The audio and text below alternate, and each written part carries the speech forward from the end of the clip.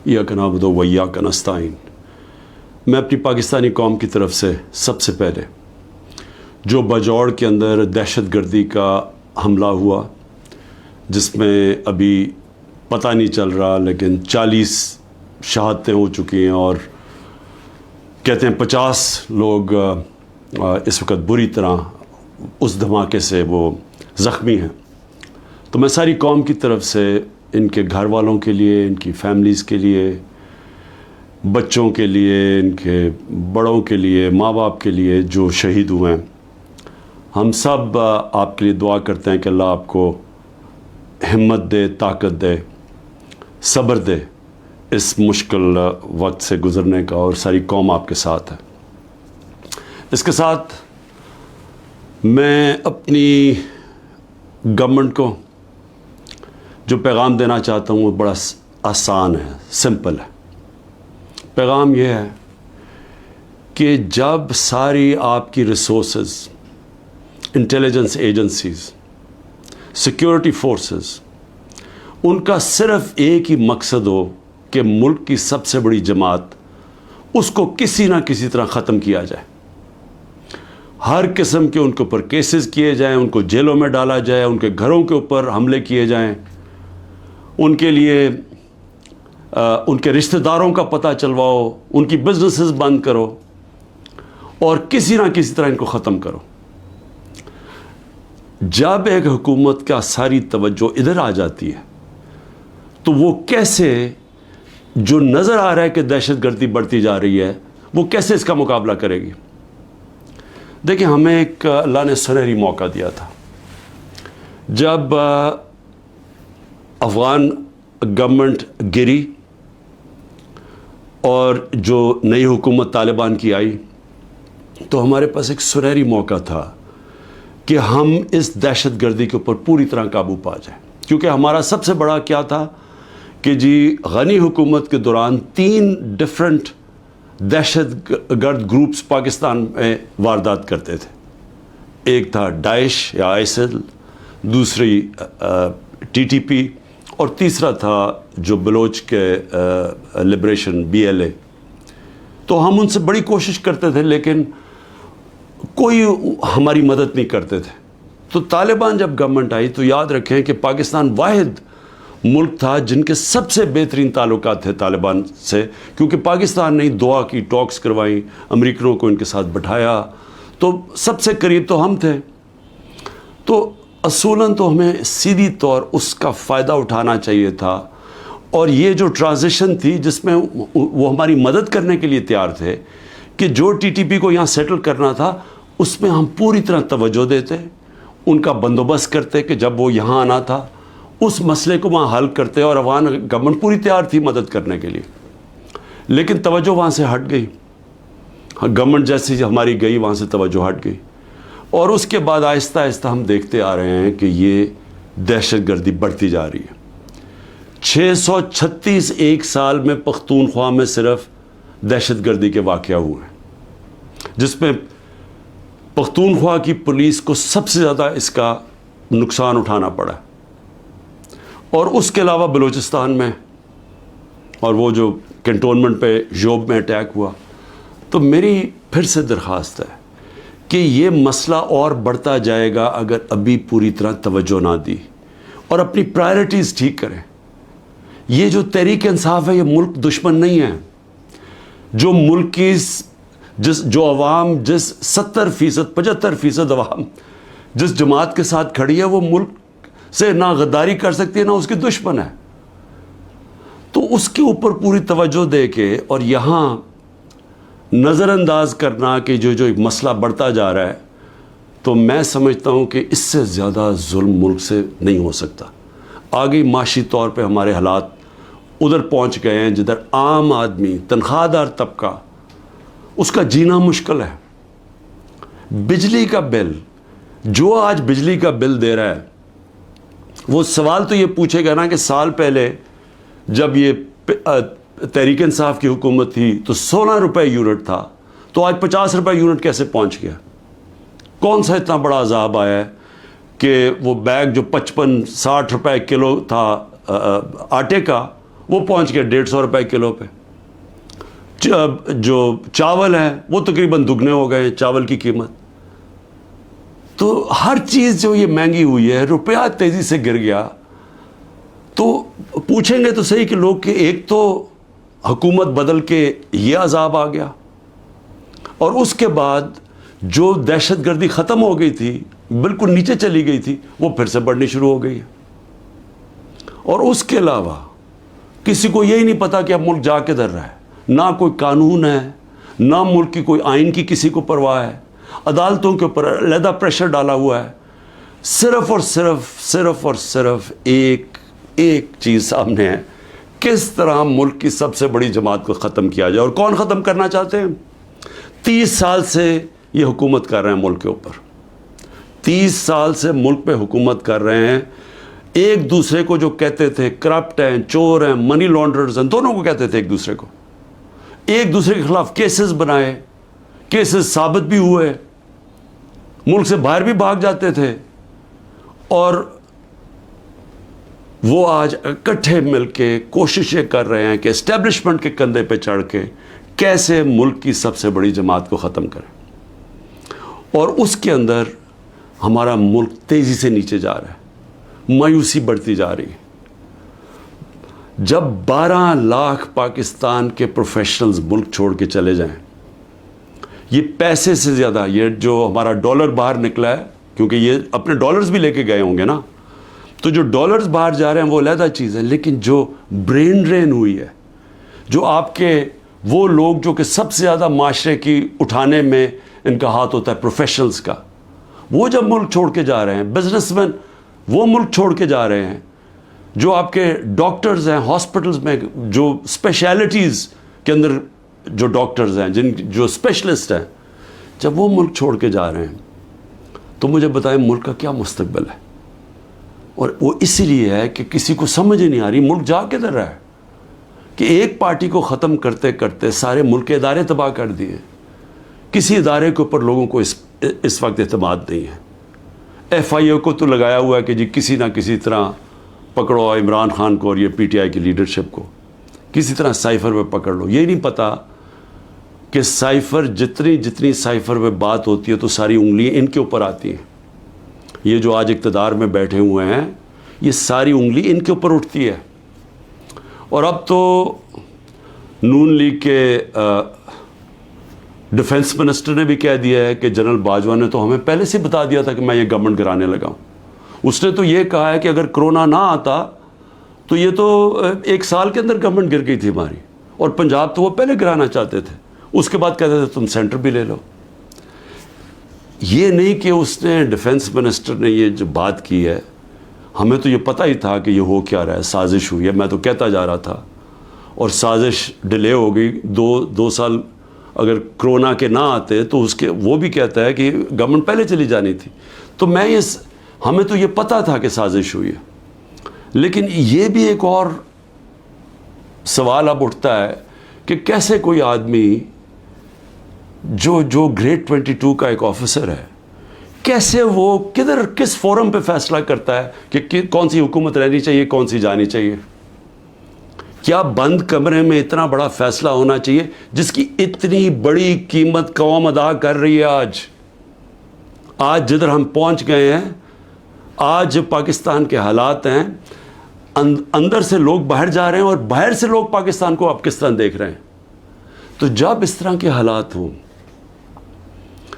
کیا ملک کو صرف یہی کام کرنا چاہیے کہ کسی نہ کسی طرح جو عوام کی آواز بند کی جائے. پہلے الیکشن اناؤنس ہوئے 14 مئی کو, پنجاب کے الیکشنز کانسٹیٹیوشن کے مطابق. سپریم کورٹ آرڈر کرتا ہے, گورنمنٹ مانتی نہیں ہے. اسی وقت مجھے ویسے افسوس سے کہنا پڑتا ہے کہ سپریم کورٹ کو اس وقت اپنی ریٹ قائم کرنی چاہیے تھی. ہمیں افسوس ہے کہ انہوں نے اس حکومت کو آئین کو توڑنے کی اجازت دے دی. جب آپ نے ان کو کوئی ایکشن ہی نہیں لیا تو اس کا مطلب گورنمنٹ اور تو چوڑی ہو گئی. اب تو کھل کے کہہ رہی ہے کہ اگر سپریم کورٹ فیصلہ بھی کرتا ہے ملٹری کورٹس پہ ہم مانیں گے نہیں, کیونکہ اب تو ان کے لیے تو پاکستان اب جو طاقتور بیٹھا ہوا ہے وہ فیصلہ کرے گا آئین کا کون سی شق ماننی ہے کون سی نہیں ماننی. تو میں صرف اس کا یہ آگے بڑھنے سے پہلے یہ جو جنرل باجوہ کی باتیں اب سامنے آ رہی ہیں, کئی ایسی باتیں ہیں جو میں اس لیے نہیں کرتا, میں اپنے اداروں کو نقصان نہیں پہنچانا چاہتا, لیکن جو یہ جس طرح انہوں نے ایک سازش کر کے گورنمنٹ گرائی اور کیسے وہ ملے ہوئے تھے دوسروں کے ساتھ, یہ جو پی ڈی ایم کے لوگوں کے ساتھ کیسے ان کے رابطے تھے, اور کیسے انہوں نے جو سب سے بڑا ظلم کیا کہ احتساب کا عمل ختم کیا. احتساب یاد رکھیں کہ جو کرپشن کیسز تھے, میں بار بار کہتا ہوں 95% ہمارے پہلے کے کرپشن کیسز آ رہے تھے, ہمیں وراثت میں ملے تھے, ہم نے نہیں بنائے تھے. میرے اوپر تو آج 200 کیسز تقریباً ہو چکے ہیں چند مہینے کے اندر, ان کے اوپر 2 3 کیسز تھے اور وہ سارے پرانے بنے ہوئے تھے, 95% پرانے کیسز تھے. ہمیں تو وہ جو احتساب کا عمل تھا وہ بھی جنرل باجوہ نے اس لیے نہیں چلنے دیا کیونکہ ان کی پہلے سے ان سے ڈیل چل رہی تھی, بات چیت چل رہی تھی. لیکن ملک کو آج کتنا نقصان ہوا, وہ کون سا فورم ہے جس کے اندر یہ جائزہ لیا جائے گا کہ ایک کس طرح کے فیصلے نے اس عوام کو کتنا نقصان پہنچایا. میں دوسری بات جو کرنا چاہتا ہوں وہ یہ کہ دیکھیں, مجھے جو سب سے بڑا مجھے خوشی تھی وہ یہ کہ تحریک انصاف پہلی جماعت تھی جس نے خواتین کو پالیٹکس میں لے کے آئے, یعنی انہوں نے شرکت کی پاکستان کی سیاست کے اندر. مجھے فخر اس لیے ہے کہ یہ جو پاکستان موومنٹ تھی اس میں میری والدہ بتاتی ہیں کہ عورتیں کتنی شرکت کرتی تھیں اس پاکستان موومنٹ کے اندر. تو یہ پہلی دفعہ اس طرح عورتوں نے اتنی تعداد میں شرکت کی. ہم جو بائی الیکشنز جیتے, یاد رکھیں کہ جو ہم بائی الیکشنز جیتے ہیں 37 میں سے 30 بائی الیکشن ہم جیتے ہیں, اس میں عورتوں کا بہت بڑا ٹرن آؤٹ تھا. یہاں الیکشن کمیشن کو مصیبت پڑی ہوتی ہے کہ اگر اتنی عورتیں نہ پولنگ اسٹیشن پر نکلی تو ہم الیکشن کینسل کر دیں گے. یہاں ریکارڈ ٹرن آؤٹ ہوا عورتوں کا جس سے ہم نے بائی الیکشنز جیتے. لیکن جو اس حکومت نے کیا ہے عورتوں کے ساتھ جو کیا ہے, پہلے تو یہ چھوڑے نا کہ ہمارا دین کیا کہتا ہے کہ کیسے کیا رویہ ہمارا ہونا چاہیے اسلام میں عورتوں کے ساتھ.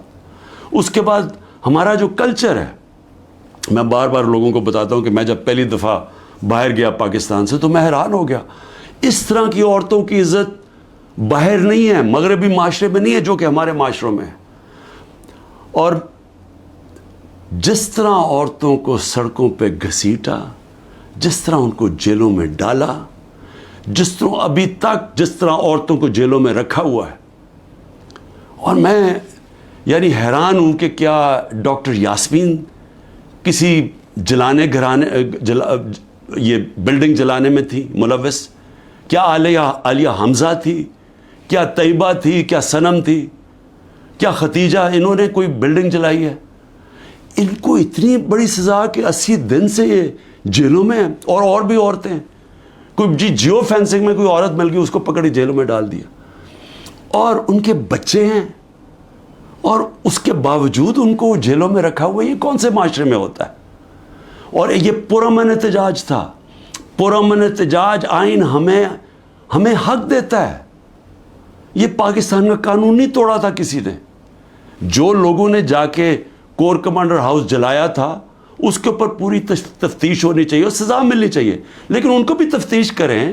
وہاں کوئی سی سی ٹی وی کیمرہ لگے تھے, سیف سٹی کے کیمراز تھے, پتہ تو چلے کہ کیا ہوا ہے. ہمیں پتہ ہے کہ عسکری ٹاورز کس نے جلائے ہیں, ہمارے پاس ایویڈنس ہے.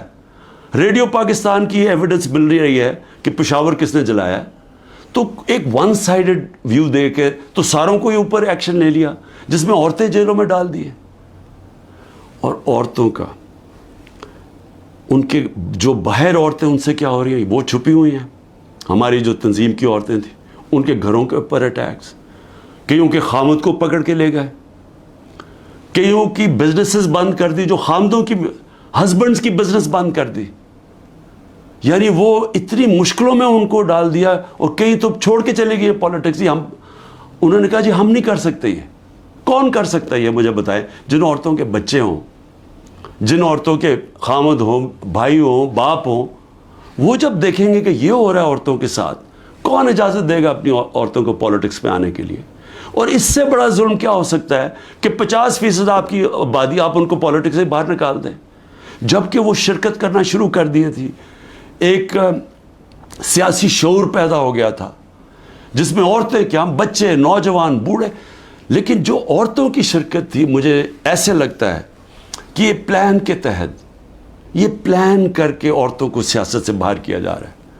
جس طرح انہوں نے اوورسیز پاکستانیز کی ووٹنگ کینسل کروائی، ہم نے جو ان کو ووٹنگ رائٹس دلوائے تھے، ہم نے ان کے پوری سسٹم کے کیسے انہوں نے شرکت کرنی ہے پاکستان کی الیکشن ڈے کے اوپر، پاکستان کے الیکشنز میں ووٹ ڈال کے، وہ انہوں نے ختم کروایا اوورسیز پاکستانیز کو، جن کے پیسے پہ ملک چلتا ہے.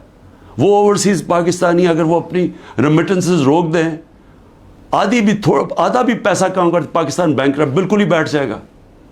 ان کی انہوں نے بند کروا دی کیونکہ وہ اوورسیز پاکستانی زیادہ تر تحریک انصاف کے تھے، ان کی ووٹنگ رائٹس ختم کروا دی. اور اب آ کے عورتیں، جو انہوں نے نظر آیا ان کو کہ عورتیں نکل رہی ہیں الیکشن میں، ووٹس ڈال رہی ہیں، جو بائی الیکشنز تحریک انصاف جیتی اس میں عورتوں کا بہت بڑا ہاتھ تھا، انہوں نے اب ان عورتوں کے اوپر یہ جان کے سختی اور ظلم کر رہے ہیں تاکہ وہ بھی پالیٹکس سے باہر ہو جائیں. اور میں پھر سے کہتا ہوں، اس سے بڑا معاشرے پہ کیا ظلم کر سکتے ہیں آپ کہ صرف اور صرف یہ چوروں کا ٹولہ اوپر ملوث کرنے کے لیے یہ سارے حربے استعمال کیے جا رہے ہیں، یہ ظلم کیا جا رہا ہے اس ملک کے ساتھ. اور میں، کیونکہ عاشورہ بھی ختم ہوا ہے، میں صرف اپنی قوم سے ایک بات کہنا چاہتا ہوں. دیکھیں، ہم نے حضرت امام حسین کی شہادت سے کیا سیکھا ہے؟ ہم نے سب سے پہلے یہ چیز سیکھی کہ جو لا الہ الا اللہ، جس کا اللہ جس کو ایمان دے دیتا ہے، اور جس کو علامہ اقبال کہتے ہیں عشق. اور میں نے ایک علامہ اقبال کا فارسی میں نے ٹویٹ بھی کیا ہے، اور میں نے اس کو اپنی انسٹاگرام اور سارے فورمز پہ کہا ہے کہ وہ فارسی کہہ، لیکن اس میں انگریزی میں بھی اور اردو میں بھی پورا اس کا ترجمہ ہے. تو علامہ اقبال ان کی شہادت کو کیسے دیکھتے ہیں؟ اتنی خوبصورتی سے انہوں نے بتایا ہوا ہے کہ لا الہ الا اللہ کا مطلب آزادی، اور آزادی خوف سے بھی، آزادی اپنی میں سے بھی، اور وہ آتی ہے عشق اللہ سے عشق کرنے سے. اور وہ ہے جب لا الہ الا اللہ، جب آپ اپنے ذہن میں دعویٰ کر دیتے ہیں، پھر آپ کسی کے سامنے نہیں جھکتے. تو جب پتہ تھا کہ وہ پوری کی پوری فوج سامنے کھڑی ہے، پیچھے نہیں ہٹے، جھکے نہیں. اور جو ان کی شہادت تھی، جس طرح علامہ اقبال کہتے ہیں کہ صدیوں تک مسلمان جب کھڑا ہوتا تھا ظلم کے خلاف، غلامی کے خلاف، تو وہ لا الہ الا اللہ اور امام حسین، حضرت امام حسین کی جو شہادت تھی وہ ہمیشہ یاد رکھتا تھا. وہ جو پتہ ہوتے ہوئے ایک انسان کو کہ ہم جیت نہیں سکتے، یعنی کوئی میری موت ہے، میں یہ جو اب کھڑا ہوں اسٹینڈ کے اوپر تو میں زندہ نہیں رہوں گا، اس کے باوجود وہ عشق کتنا ہوتا ہے اوپر والے کے ساتھ کہ وہ کہتا ہے کہ میں یہ کوئی نہ سمجھے کہ میں خوف کے بت کی وجہ سے کسی کے سامنے جھک گیا ہوں. اور یہ ہوتا ہے کہ جو انہوں نے بیج بو دیے کہ ہمیشہ مسلمان دنیا میں ظلم کے سامنے جب لوگ کھڑے ہوتے ہیں تو ان کو یاد آتا ہے وہ اس قربانی کا. اور یہ بھی یاد رکھیں کہ یزید نے کیسے یہ ظلم ہونے دیا تھا، وہ کیوں کامیاب ہوا، کیونکہ کوفہ کے لوگ اتنے خوف زدہ تھے. اس نے اپنا گورنر، ظالم گورنر کو رکھا تھا وہاں، اس کے ظلم کی وجہ سے وہ اتنے سہمے ہوئے تھے، وہ اتنے ڈر گئے تھے یزید کے ظلم سے کہ وہ نکلے نہیں. انہوں نے اتنا بڑا ثانیہ اسلام کی تاریخ میں ہونے دیا اور وہ ساری زندگی پچھتاتے رہے. تو آج میرے پاکستانیوں یہ یاد رکھیں، یہ جو ظلم کیا جا رہا ہے، آپ کے اوپر خوف ڈالا جا رہا ہے کہ یہ جی وہ جیل میں پکڑ لیں گے، وہ گھر توڑ دیں گے، وہ یہ کر دیں گے، وہ مار دیں گے، وہ ویگو ڈالا آ جائے گا. آپ اس سے اپنے آپ کو آزاد کریں. یہ جس وقت آپ نے یہ فیصلہ کیا کہ ہم رائے حق کے اوپر کھڑے ہیں, ہم ظلم کے سامنے نہیں جھکتے, ہم اپنی آزادی لے لیں گے. ہم یہ چھوٹا سا طبقہ جو ٹولہ اوپر بیٹھ کے سارے ملک کے وسائل کے اوپر بھی قابو کر کے بیٹھا ہے, چوری یہ کرتا ہے, ملک پیسہ باہر بھیج دیتا ہے, احتساب جو عام لوگوں کے لیے چھوٹی چھوٹی چوریوں میں لوگوں کو جیلوں میں بھرا ہوا ہے, اور جنہوں نے نہیں بھی چوری کی طاقتور کے سامنے وہ آتا ہے اس کو جیلوں میں ڈال دیتے ہیں, لیکن ان کے لیے NRO مل جاتا ہے ان کو. اگر ان کے ظلم کے خوف کی وجہ سے ہم ڈر جائیں گے تو ہمارے سامنے بدترین قسم کی غلامی ہے. اور اگر یہ اس موقع پہ, تاریخ کے اس موقع پہ ہم کھڑے ہو جائیں گے, ہم اپنے آپ کو آزاد کر دیں گے. اور آزادی آئے گی انصاف سے. جب ہمارے حقوق کی ہمارے عدالتیں حفاظت کریں گی, جب کسی کی جرت نہیں ہوگی کسی کے گھر میں گھس کے توڑنے کا, کسی کی جرت نہیں ہوگی جھوٹا کیس کرنے کے لیے. میرے اوپر 180 سے اوپر کیسز ہیں.